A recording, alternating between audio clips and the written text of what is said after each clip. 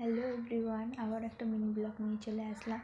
আর আজকের ব্লগটা হচ্ছে আমি সারাদিন কী করছি, কী খাচ্ছি সবটাই তোমাদের সাথে শেয়ার করব। আর আমি কিন্তু আমার শ্বশুর বাড়িতে নেই, আমি আছি আমার বাবার বাড়িতে। তো আমার শরীরটা একটু খারাপ আছে, ওই জন্য তো ভাবলাম তোমাদের সাথে শেয়ার করি।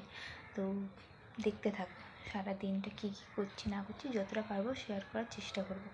আর আমি তো বাবার বাড়িতে তেমন কিছু কাজ করি না এখন আপাতত, তো যতটা পারি হেল্প করার চেষ্টা করি মা বোনকে। তো দেখতে থাকো। তো গাইস, এটা কী বলো তো, এটা হচ্ছে কুলেখাড়ার রস, আমাকে খেতে হবে। গায়ে রক্ত নেই বলে, আর গ্লাসে ছিল এটা খেজুর ভেজানো, প্রেশারও কম।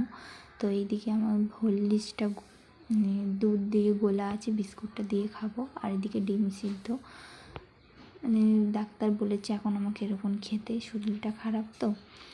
এটা হচ্ছে সকালের ব্রেকফাস্ট। আর তারপরে ওষুধ খেতে হবে, তাই জন্য ওষুধ খেয়ে নিলাম। তো বেলায়ও তো কিছু খেতে হবে না, তাই ভাবছিলাম যে কি খাবো, তো ওটা পরে দেখা যায়। তারপরে দেখো আমাদের ঘরের অবস্থা দেখো, প্রচণ্ড খারাপ।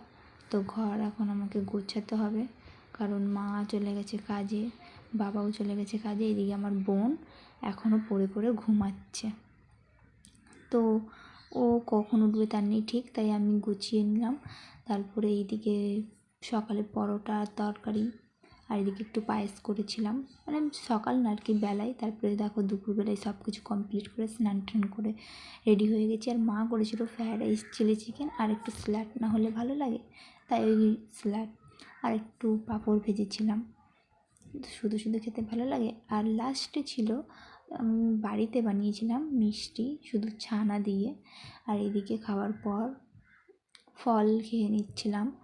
তো এইটা হচ্ছে আমার রোজকারের রুটিন। তো সন্ধেবেলায় একটু বিট ছিল, তাই ভাবলাম যে কি খাবো, ভেজিটেবল বানিয়ে নিয়েছিলাম। আর আলু দিয়ে এটা একটা কী বানিয়েছিলাম আমি নিজেও জানি না, কিন্তু খেতে ভালো হয়েছিল। আর রাতে দেখো আমি শ্বশুরবাড়ি চলে এসেছিলাম, এসে মাংস রান্না করে নিয়েছিলাম। আর এদিকে একটু পাকামো মারছিলাম, দুটো লেগ পিস এনেছিলাম, আর ওইটাই খাচ্ছিলাম। আর আমার বর বলছে নাও তুমি খাও, আমি ছবি তুলে দিচ্ছি। আর দুজন মিলে একটু পাকামো মারছিলাম। তো আজকের ভিডিওটা এতটুকুই।